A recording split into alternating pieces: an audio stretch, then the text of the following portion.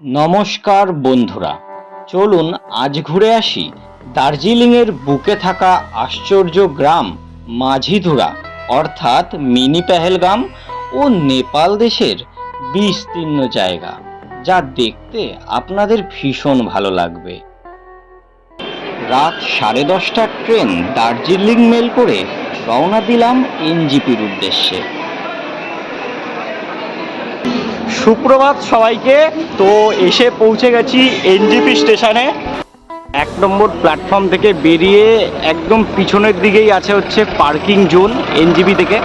এখান থেকেই বিভিন্ন জায়গায় যাওয়ার যে গাড়িগুলো থাকে, যেগুলো বুকিং গাড়ি থাকে, ওগুলো বেরোয়। এখন বাজে সকাল 10টা।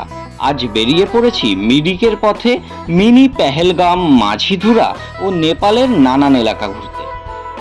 সকাল 11টা বাজে আর উঠে পড়লাম লেপচা জগতের একদম চূড়ায়।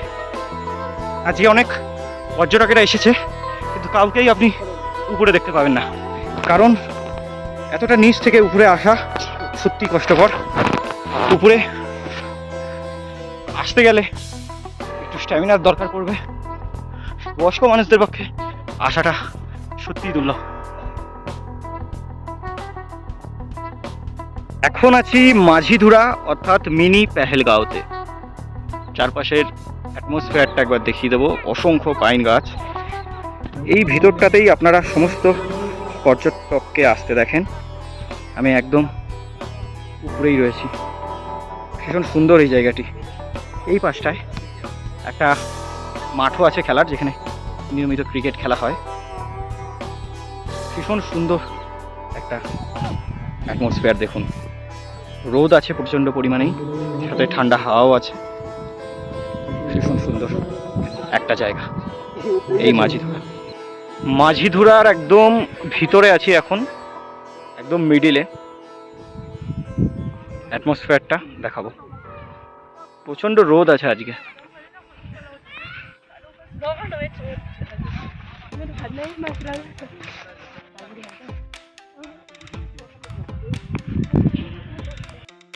মাঝিধুরা বা মিনি পেহেলগাম ঘুরে আসার পর এখন এসে পড়েছি সীমানা ভিউ পয়েন্টে।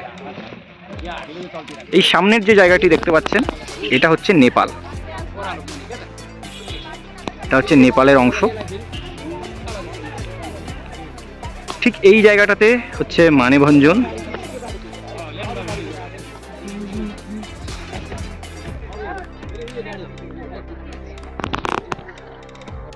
এখন আছি পশুপতি মার্কেটের ভিতরে, যেটা একদম নেপালের সীমানা, আমাদের ভারত এবং নেপালের বর্ডার। এখান থেকে ঢোকার জন্য কিন্তু আপনাকে আপনার ভোটার আইডি কার্ডটা সাথে রাখতে হবে, না হলে কিন্তু এনারা ঢুকতে দেবেন না, ঠিক আছে? আর অনেকগুলো বিভিন্ন দর্শনীয় যে স্থানগুলো আছে এখানের, তো সেই দর্শনীয় স্থান ঘোরার জন্য আলাদা আলাদা কিন্তু রেট আছে। সেই রেটগুলো কিন্তু আপনাদেরকে দিতে হবে। এখন আছি নেপালের ভিতরে। ফার্স্ট টাইম ফরেন ভিজিট আমার ইন্ডিয়ার বাইরে, এখন নেপালে আছে। আচ্ছা, এটা হচ্ছে নেপালের রাস্তা। আমরা একটা 4 হুইলারের মধ্যে বসে রয়েছি। নেপালের অন্যতম জনপ্রিয় জায়গা স্কাই ওয়াক, সেখানে আমরা প্রবেশ করব। পশুপতি মার্কেট থেকে সরাসরি গাড়ি করে 4 সিটার করে আমরা স্কাই ওয়াকে চলে এসেছি। এখানে অসংখ্য চা বাগান আছে, আমি ভিডিওতে দেখাবো পরবর্তীকালে। ভিউটা একবার আপনারা দেখে নিন। এখান থেকে অসম্ভব সুন্দর লাগছে জায়গাটা। কি সুন্দর দেখুন। এটা হচ্ছে এন্ট্রি পয়েন্ট। এখান থেকে টিকিট নিতে হবে স্কাই ওয়াকের জন্য। উপর দিয়ে সম্ভবত যেতে হবে।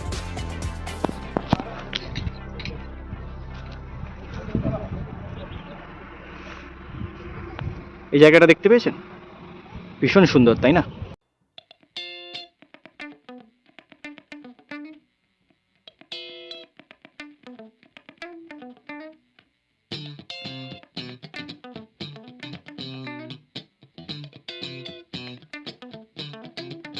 স্কাই ওয়াকের উপর থেকে দেখুন কত সুন্দর দেখা যাচ্ছে চা বাগান।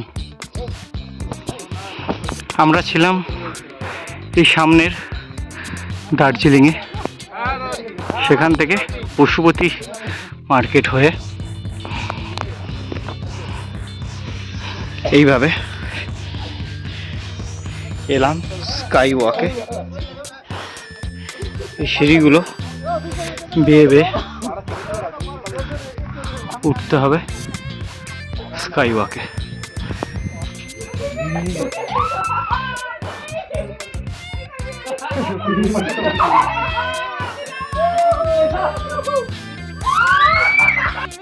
এটা হলো আরেকটি দর্শনীয় স্থান নেপালের, বুদ্ধের মূর্তি, ভীষণ সুন্দর। এই ধাপগুলো দিয়ে উপরে উঠে আসতে হয়েছে। আপনি দেখতে পাচ্ছেন আপনারা, এখানে সবাই ছবিও তুলছে, নেপাল লেখা আছে।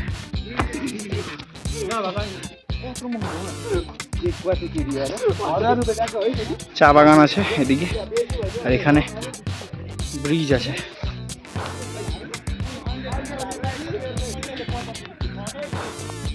আছি নেপালের পশুপতিনাথ মন্দিরে,